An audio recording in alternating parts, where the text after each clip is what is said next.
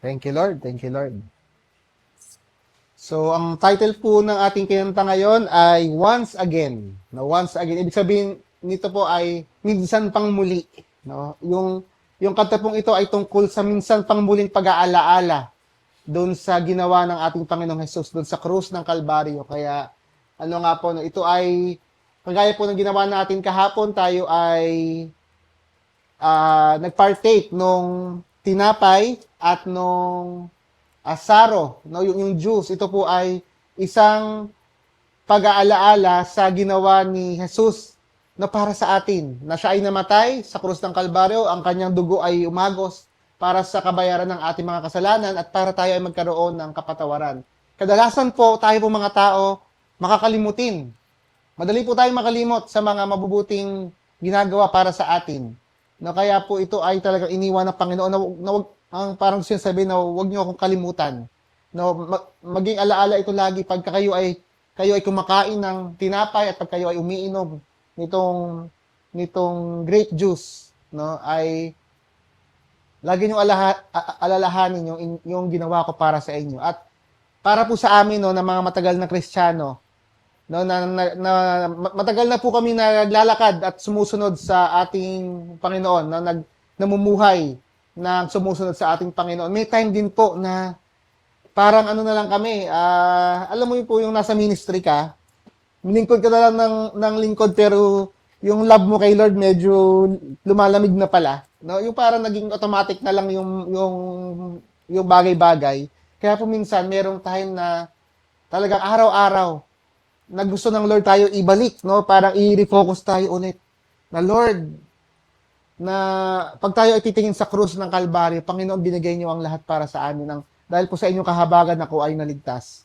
Kaya po yun po yung nagpapabalik ng buhay na pag naglingkod kami, hindi lang yung parang routine lang, kundi merong buhay, merong sigla, no? Meron pong pagpapakumbaba sa ating Panginoon. So nawa po ay araw-araw nating alalahanin. Tapos kung gusto nyo pong pakinggan yung kantang yun ulit, i-search po sa YouTube or i-send ko mamaya, no? Yung Once Again, napakagandang kanta ng isang pag-aalaala or panunumbalik muli sa ginawa ng Panginoon para sa atin. So nawa po tayo po ay lagi tayo bumabalik, no, sa krus, no, ng ating Panginoong Hesus para hindi po tayo maligaw, no, sa ating lahat ng ginagawa. So ngayon po, dahil po ngayon ay Tuesday, ay ako po ulit ay mag-share ng isa sa mga talinhaga o mga parable o mga kwento ng Panginoong Hesus. Di ba po kung inyong napapansin, tayo po ay every Tuesday, ito po yung ating parang series, no? Parang series na rin na ating masasabi na inuubos natin, no, yung mga kwento ni Jesus. Kasi meron po siya mga katotohanan ng gustong ituro. Last week po ay pinag-aralan natin yung tungkol sa, kung niyo po naalala, yung sa pagiging na manalangin lagi at huwag sumuko. No, huwag mawalan ng pag-asa. Di ba kung naalala niyo po yung hukom na walang takot sa Diyos. Tapos yung balo o yung babae, sorry, hindi balo, ano yung widow? Biyuda, no? Yung biyuda na hiling ng hiling doon sa isang hukom na iano mo ang yung katarungan na hinihiling ko. Dahil nakulitan, no, yung hukom na yon na kahit na wala siyang takot sa Diyos, pinagbigyan niya. No, kaya yun po yung lesson, no, na ating natutunan last week, na tayo ay lagi manalangin at wag tayong sumuko. No, wag tayong sumuko manalangin. Ngayon, ito po yung kasunod na kwento. Ito po yung kasunod na gustong ituro ng ating Panginoon. Ito po yung tinatawag na ang kwento tungkol sa Pariseyo at sa maniningil ng buwis. So, ano naman, parang dalawang karakter na naman ang ating titignan, no? Yung last week ay hindi maniningil, isang hukom, tsaka isang biyuda. Ngayon, isang Pariseyo at maniningil ng buwis. So bago po ako mag-start, ito po ay para baka po sa mga hindi pa po nakakaalam, yung Pariseyo, sila po yung mga relihiyosong mga leader, no, nung panahon ni Jesus. Siguro po sa panahon ngayon, baka sila yung nakikita natin mga pare, mga pastor, o mga ministro, yung mga kagalang-galang na sa church po sila naglilingkod, yun po yung mga Pariseo, sila po yung mga religious leaders ng Jewish religion. No? At yung mga maniningil naman po ng buwis, yung tax collector, no? Mga maniningil sila ng buwis sa Israel, sa Jerusalem.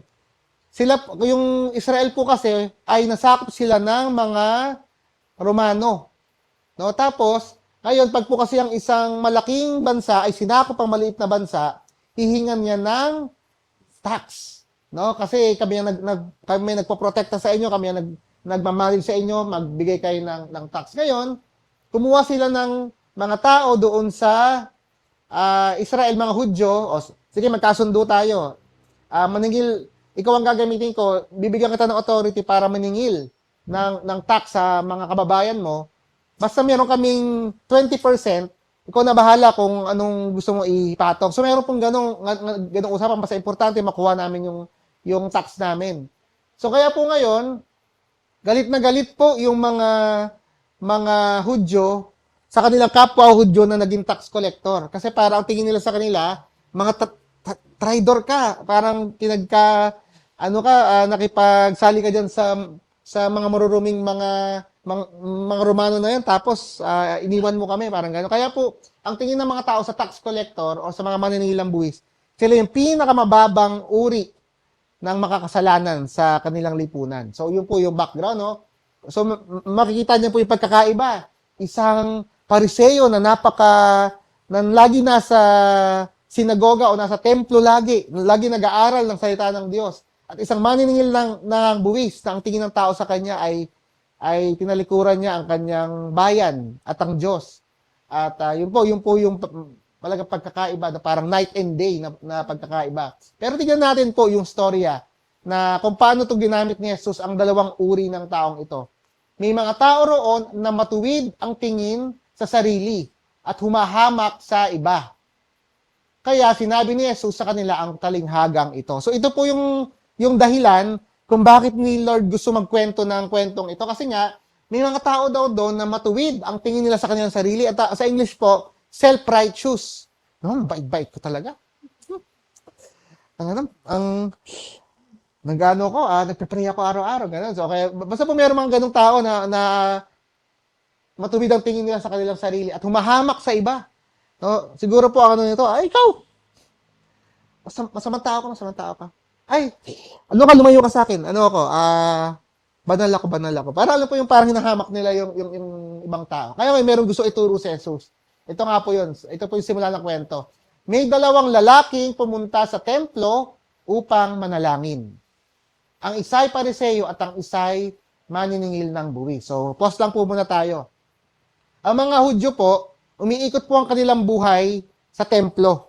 No, yung templo po kasi, kung niyo pong nabasa na ang lumang tipan, no, doon po nilagay ng Panginoon ang kanyang presensya, no, na dito ko kayo katatagpuin sa templong ito na aking ipapatayo. So noon po, lagi po may templo, no, sa Jerusalem, doon nagpupunta yung mga tao. No, doon sila nananalangin, doon sila humihingi ng tawad sa Panginoon. No, nananalangin sila, humihingi sila ng favor para mula sa Panginoon. At ito nga po, so nakita natin may isang Pariseo na actually yung Pariseo, lagi na po siya nasa templo. Pero nagpunta nga po sila at isa po yung paniningil ng buwis. So imagine po ninyo na dalawang tao nagpunta sa church, for example. Na tumayo ang Pariseo at nanalangin tungkol sa kanyang sarili. Sinabi niya, nagpray Pariseo, "O Diyos, nagpapasalamat ako sa inyo dahil hindi ako katulad ng ibang magnanakaw." Ano pa yun? Para medyo nakatingin pa dito sa... Kunwari si Brother Tito yung magnanakaw. No? Tayo ka, Brother Tito. Tayo ka lang. Kunwari magkasabay kami na nagpe-pray. O, ano ka rin, kunwari. Ganito ka rin. Tas ako yung nagpray. "O Diyos, nagpapasalamat ako sa inyo dahil hindi ako katulad ng ibang magnanakaw, mandaraya, at mga ngalunya. O katulad ng maniningil ng buwis na yon." Yung gano'n siya nag-pray, no? Para po na-imagine niyo. Thank you sa pag-ganito. Para po ma-imagine nila, ganun po kasi talaga sila mag-pray, Ewan ko ba, basta, pag po nakakita kayo ng mga Hudyo na nag-pray, grabe po, talaga, talagang parang nagpaparinig na merong hugot lagi. No? Tapos, parang next. Tapos, 2 beses akong nag-aayuno. Yung nag-aayuno po, yun po yung nagpa-fasting. Hindi po siya kumakain para mag-pray. Ano po yung isa pong sign yun ng pagpapakumbaba. No? Pero parang nakakalito kasi nag-aayuno siya pero ang yabang na. No? Nag-aayuno sa 1 linggo. No? At nagbibigay ako ng ikapu. No? Ng lahat ng kinikita ko. So, nagbibigay siya ng ikapu. Ibig sabihin po na pag siya ay kumikita ng kanyang pera o ng kanyang na-harvest, no, yung ika-10 nun, ibibigay ko sa templo. No? Ibig sabihin po nun, siya po ay parang sumusunod siya sa kautusan nila. No? No? So, ngayon naman, ang maniningil naman ng buwis, no, ito na po yung isang tao, no, ay nakatayo sa malayo. No? Bakit po kaya nailagay to? Bakit siya nasa malayo?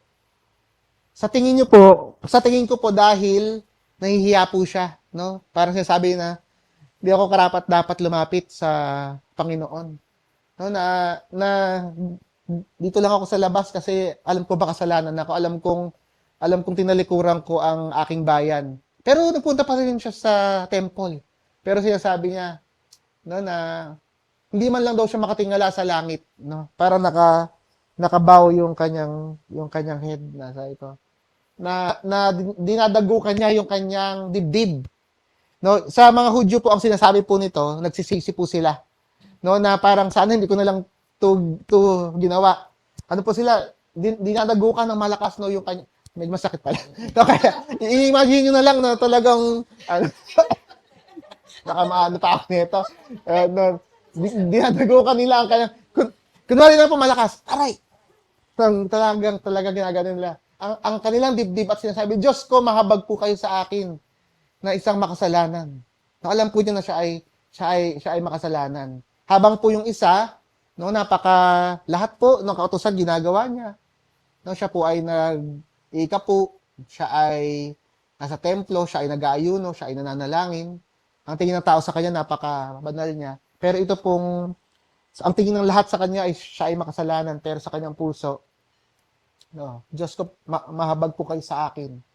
Ako po ay isang makasalanan. Ito po yung sinasabi ko kahapon na admit, no, yung ABC, admit that you are a sinner. Ito po yung ginagawa ng taong ito. Ina-admit niya na siya ay makasalanan. Then next, sinasabi ko sa inyo na ang maniningil ng buwis na yon ay itinuring ng matuwid ng Diyos.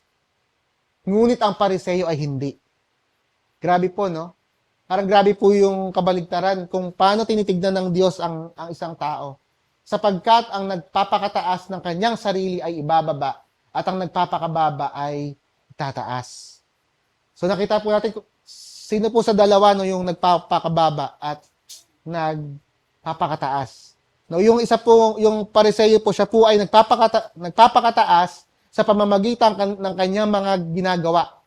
Ako ay nag-aayuno, ako ay nagbibigay sa gawain ng Diyos, ako ay nananalangin, ako ay ako ay hindi sumasali sa mga makakasalanan, ako ay matuwid, no? Lahat po 'yun ay magagandang mga bagay. Ang problema po na para po siyang nababahiran ng hindi maganda dahil sa pagiging ugaling mapagmataas. No, na umaasa po yung Pariseo na yun sa kanyang mga mabubuting gawa. Yun, kumpara po dun sa isang makasalanan, na alam po niya makasalanan siya, pero ina-admit niya na kailangan niya ang kahabagan ng Diyos. Nung umuwi po sila pareho, nung nag-pray sila pareho, nung umuwi na sila, ang itinuring na matawid ng Diyos, hindi yung isang gumagawa ng mga mabubuting bagay, kundi yung taong may pagsisisi sa puso. No, na merong yung alam niya na kailangan niya ng kahabagan ng Diyos. So hindi po ba tayo rin ay minsan, no? Minsan feeling natin na habang tayo ay lumalago sa buhay mananampalataya, no? Nagbabasa na tayo ng Bible, maganda po 'yon. Tayo po ay natututo na mag-pray, maganda po 'yon. Tayo ay nagbibigay na sa gawain ng Lord, no? Bilang ating pag-support sa pagpapalaganap ng kaharian ng Diyos, maganda po 'yon. no, tayo ay sumusunod sa Word of God, maganda po iyon. Pero kung nagsimula po tayong, no, napag po tayo ay nananalangin at tumalapit sa Diyos at ang taas ng tingin natin sa ating sarili, no, na Lord, ba't maganto to mga kasama ko? No, hindi sila maging kagaya ko na nagbabasa ng Bible. Bakit ba to si, tagal-tagal na namin nang nagba-Bible reading, nasa Genesis 1 pa rin siya, ako nasa Revelation na. Alam mo yung, parang minsan pa baka po nagiging ganito tayo. May tendency po talaga tayo na maging ganito pag hindi po tayo tumitingin sa krus. No, na ako ay isa ring makasalanan na kung hindi dahil sa kahabagan ng Diyos. No, ako rin ay hindi ko rin kakayanin ang mga bagay na ito. So, hindi ko po sinasabi na magpatuloy po tayo sa kasalanan natin dati, no. Hindi ko rin po sinasabi na wag na tayong mag-ayuno o manalangin o magbigay ng mga mabubuting gawa. Ang sinasabi ko po, hindi po nakatingin ang Diyos doon sa panlabas lang na ginagawa natin. Nakatingin po siya doon straight sa ating puso. No, kung ito po ba yung ating ginagawa, no, nang may kababaang loob. Meron nga pong sinabi si Pablo na ituring niyo ang isa't isa na mas mainam kaysa sa inyong sarili or yung ano kayo, ano yung, no, yun, mas nakahihigit. Na huwag niyong isipin na kayo ay mas nakakahigit sa iyong kapwa. Isipin niyo lagi na kayo yung mas mababa, kayo yung mas hindi magaling, kayo yung yung mas nakabababa, na hindi kayo greater or ahead. No, kahit po kami rin, kahit kami ay masasabi na kami ay mga pastor na hindi po namin sinasabi na kami ay mas greater sa atin. Dahil kami po ay kailangan namin araw-araw din ng habag at biyaya ng ating Panginoon. Pare-pareho po tayo. Kumbaga pantay-pantay natin kailangan ang kahabagan ng Panginoon. Kaya po, yun po yung isa pong siguro warning, na parang warning po sa atin ng mga nananampalataya na sa Panginoon. Pag po meron tayong nakikitang mga taong feeling natin sila ay hindi, yung feeling natin, parang, example po, no, yung nagiging sa atin ay mga may tato, di ba parang usually yun yung mga nilalayuan no, yung mga basta po yung minsan meron tayong preconceived idea kung sino yung tao, ano yan? Mukha yan, may bigote tsaka may balbas, baka magnanakaw yan. Grabe, no? Kaya mag-aahit na po. Kasi minsan meron po tayong ganong meron tayong ganong parang nagja-judge na tayo agad. Hindi, parang ganito yung tao. Though again, minsan po meron naman talagang mga reason kasi minsan based from experience, lahat ng parang ganun yung itsura. Pero hindi po ganun ang Lord, no? Ang ng Lord, hindi siya nakatingin sa panglabas. Nakatingin siya sa puso. No? Kaya po, ang balance naman po dito, hindi po palibasa mukha siya sa panlabas, malinis na yung loob, no? Minsan kasi baka ganun talaga. Pero again, ang Lord po nakatingin talaga sa pangloob, no? Pwedeng ako ay isang pastor pero sa loob pala ako ay mayabang. No, kaya po lagot ako kay Lord, no, pagka po ganoon ang aking puso. Kaya tayo rin pag po tayo ay example sa ating church, no? Hindi po 'yan hindi po inano ni Ate Minday, talaga nalaglag lang. Sige, iano na lang mamaya. No, kaya pag po tayo ay siguro nasa church, no?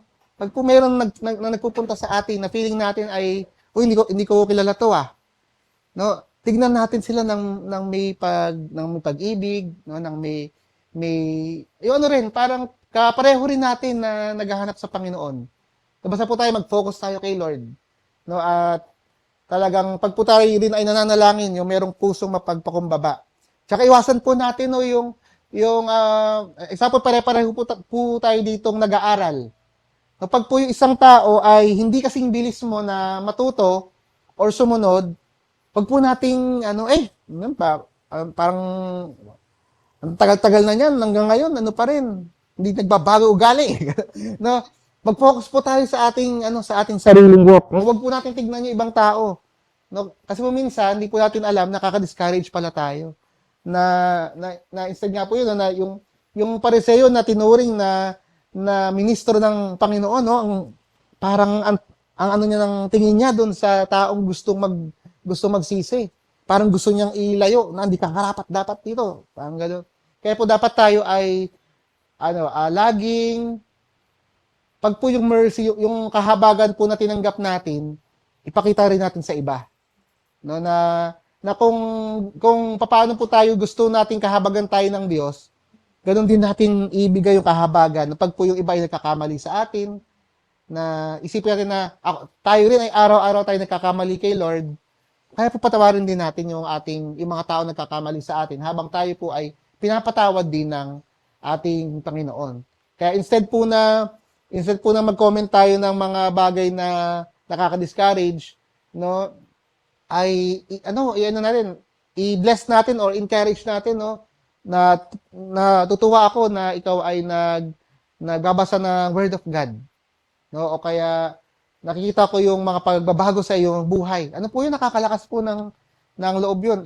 Lalo na po pag po tayo ay nagte-testify, no, sa ating worship service. Yun po ay isang uri po ng pagpapalakas sa buong samahan natin, no, sa buong gawain, sa lahat ng mga tao na nakakarinig. Isa po yung encouragement.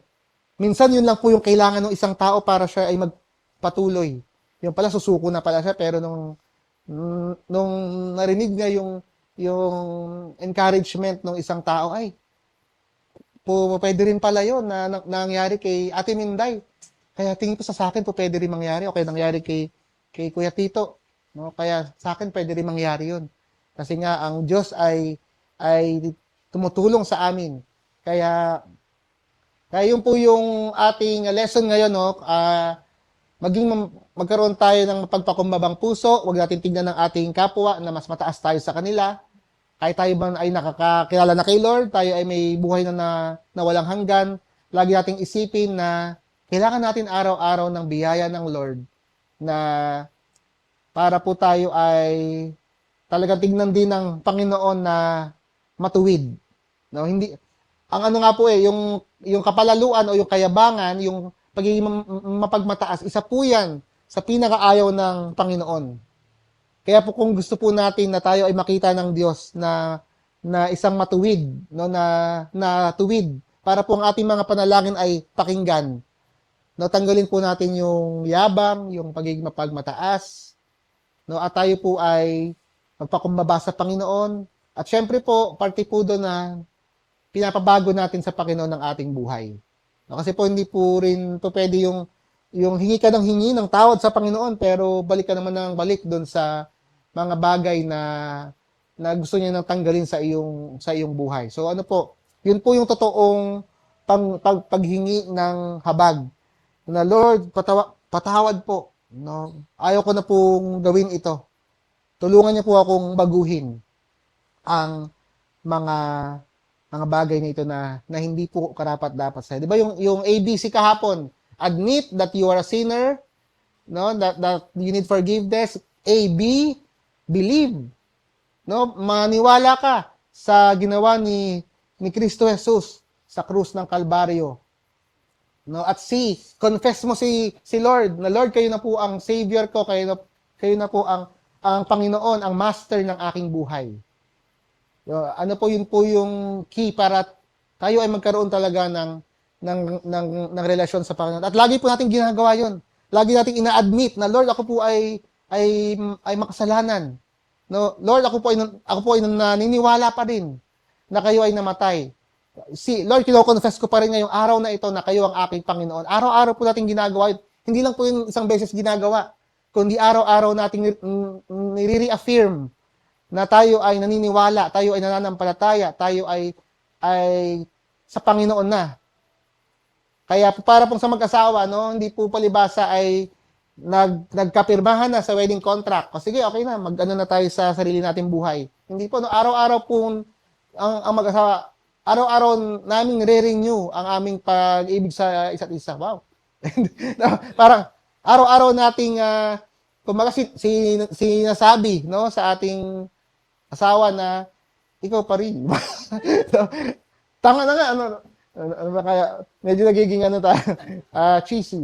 Pero ano po, parang ganun po, no, sa ating Panginoon, no. araw-araw nating nire-renew. Kaya nga yung kanta natin kanina, once again. No, parang once again ay look upon the cross where you died, no? Araw-araw tayo laging nanunumbalik. No, I'm humbled no by your mercy. At tayo ay na-humble sa habag ng Diyos sa atin. Kaya tayo ay broken inside. Para pong yung nangyari doon sa maninilang buwis, no? Siya ay broken inside, no? Talagang, Lord, patawarin niyo po ako. Sana maging ganun po ang ating relasyon sa ating Panginoon. Laging may pagpapakumbaba. Amen po ba? Amen. So, thank you, Lord. No? Kaya po, kasi pag po ito ay naintindihan natin, mas magiging mabait po tayo sa ibang tao. Hindi natin sila ibubuli, hindi natin sila pagmamataasan, kundi lagi nating silang paglilingkuran. Yun po yung susi, no, ng tunay na paglilingkod. Pag alam mong ikaw ay mas nakakababa sa isang tao. Dahil po, no, hindi ko po sinasabi na mababang uri ng tao, kundi yun po yung pagpapakumbaba na sinasabi mo na ikaw ay mas nakahihigit sa akin, kaya kita gustong paglingkuran. Parang yun po yung mindset na gustong magkaroon tayo, ng gusto ng Panginoon na magkaroon tayo. So, thank you, Lord. Kaya meron gustong iyan. Remind lang ako na, yun nga, kapag yung cruise po talaga yung palagi nating tinitingnan, nababago po yung perspective natin sa maraming bagay. Na imbis na yun nga, ma-frustrate tayo sa isang tao na ang tagal magbago o may mga pagkukulang. Kapag tiningnan na, imbis na yung tao yung tingnan natin, kapag tiningnan natin yung cross, ma-realize natin na kung wala yung cross na yon, maaaring ganun din tayo. O masahol pa. Mas masahol pa. So, mababago ngayon yung ating pag-iisip. Hindi, parang kumbaga mababawasan ng inis, mababawasan ng frustration, at magkakaroon tayo ng puso na mananalangin na, Lord, anong pwede kong gawin sa sitwasyon na ito? Ano ang pwede kong gawin? Anong nais mong ipagawa sa akin para matulungan ang taong ito? No? Imbis na minsan may mga panalangin tayo na talagang no, parang nagko-complain tayo sa Lord. Hindi natin sinasabing masama 'yon kasi sa Psalms nga, 'di ba, si David talagang nagrereklamo siya sa Lord, Lord, bakit ba ganito yung mga kaaway ko, ganyan. May mga ganong moments talaga tayo sa buhay. Pero pag nakita po natin yung krus, makikita natin unti-unting mababawasan 'yon. Yung mga panalangin natin na parang nagrereklamo tayo sa Lord kasi ang hirap pakisamahan ng mga tao sa paligid natin. Bagkus sa magiging natin, panalangin na, Lord, anong nais mo maging tugon ko dito? Paano ko matutulungan ng taong ito? O anong nais mo ipakita sa akin? So, mas nare-refine. No, mas nare-refine, napapakinis po yung ating tugon sa mga bagay-bagay. Kapag lagi nating nakikita or lagi tayong nakatingin sa krus ng Kalbaryo, kung saan doon tayo nakatagpo ng kahabagan mula sa Panginoon. Amen. Thank you, Ate Ara. So, thank you, Lord. No? Thank you po kay Lord sa kanyang kahabagan sa atin. Kaya, ngayong araw po na ito, tayo ay magpakita rin ng kahabagan o ng mercy sa ibang tao. Na wag pong matapos ang araw na ito na wag po tayo magpakita ng kahabagan, magpatawad tayo. Tayo ay, kung meron tayong mga taong nakaalitan, no, ating lapitan, no, para patawarin mo ako, pinapatawad na kita, magbati na tayo, o kung ano man ang mga relationship na issue sa ating buhay. Bigyan tayo ng Lord ng lakas ng loob na makipag-ayos, magpatawad, magpakumbaba. At alam ko po na ito po ay isang act of righteousness o isang pagsasagawa ng katuwiran na kalugod-lugod sa ating Panginoon. So, thank you, Lord. Tayo po tumayong lahat at hilingin po natin na selyuhan ng Panginoon o yung mga salitang ito sa ating buhay at tulungan niya po tayo na mamuhay po no ng may pagpakumbabaan sa ating puso at sa isa't isa na wag po natin tignan ng ating sarili na para bang mataas o pag po tayo ay nananalangin, hindi lang panay kung ano ang nagawa natin, kundi kung ano po yung nagawa ni Kristo para sa atin. Panginoon, salamat sa araw po na ito. Salamat sa mga paalala po na ito, Lord, na inyo pong pinahayag sa amin na tunay nga na kailangan namin ng inyong kahabagan. Lord, na hindi po kami po pwedeng magmalaki sa aming kabaitan, sa aming mabubuting gawa. Hindi po namin po pwedeng ipagmalaki, Lord, na kami ay mabuting anak o mabuting ina o ama. Lord, wala po kaming may pagmamalaki sa iyong harapan dahil po sinabi po sa inyong salita na ang aming mabubuting gawa ay para lang mga maruruming basahan sa iyong harapan na ito po ay baliwala sa iyong harapan. Pero sinabi niyo, Panginoon, na kung walang pananampalataya ay hindi po namin kayo mabibigyan ng kagalakan. Kaya Lord, ang mga mabubuting gawa namin ay nagkakaroon lamang ng saysay kung ito po ay ginagawa namin ng may pananampalataya at ng may pakumbabaan, Panginoon, sa iyo pong harapan. Lord, gusto po namin maging kagaya, Lord, nung maniningil na buwis na siya ay merong bagbag na puso, Panginoon, bagbag na damdamin dahil siya po ay nagsisisi sa kanyang mga kasalanan. Maging ganoon nga rin kami, Panginoon, Lord, sa amin pong paglapit sa iyo at sa pagpe-pray namin na hindi kami deserving, na ito po ang maging puso namin, na alam namin na hindi kami deserving ng inyong pong pagpapatawad, ng inyong pagpapala. Ngunit, Lord, kami ay lumalapit sa iyo dahil kayo po ay isang Diyos na mabiyaya. At wag po kaming umasa sa aming mabubuting gawa pag po kami ay lumalapit sa inyo, Lord, dahil ito po ay hindi basihan, Lord, ng aming relasyon sa iyo, but Lord, nakatingin po kayo sa puso namin. Ngunit alam namin na nais-sure rin po kaming gumawa ng mabubuting mga gawa. Nais-sure po kayong manalangin, mag-ayuno, Panginoon, magbigay sa iyong gawain. At nawa ay habang ginagawa namin ang mga bagay na ito, ay gawin namin ito ng may pusong mapagpakumbaba at hindi po mapagmataas. So Lord, i-bless niyo po ang aking mga kapatid, Lord, sa araw na ito, sa napag-aaralan po namin ng mga katuruan na ito, nawa ay itrato namin ang aming kapwa na para bang talaga mas mataas sa amin o mas higit sa amin upang kami po ay maging tunay na mga lingkod, na maglingkod kami sa bawat isa, Panginoon, na maging mabait kami sa bawat isa, sa aming kapwa, maging mahabagin kami sa mga nakakagawa sa amin ng mali, Panginoon, upang makita po, Lord, sa aming buhay ang karakter ng Diyos, Lord God, na nagiging ilaw, Panginoon, nagiging liwanag sa aming kapaligiran, Panginoon, na kayo, Panginoong Diyos Ama, ang mapaparangalan. So Lord, i-bless niyo po ang Rospan sa buong araw na ito, maging mabunga po ang business, at bigyan niyo po ng kalakasan ng aking mga kapatid. Ilayo niyo po sila sa aksidente, sa mga sakit, Panginoon, at i-bless niyo, Lord God, ang buong araw na ito para po sa iyong kalwalhatian. Ito po ang aming samot dalangin sa pangalan ni Jesus. Amen. Thank you, Lord. Thank you, Lord. Thank you po. Thank you po.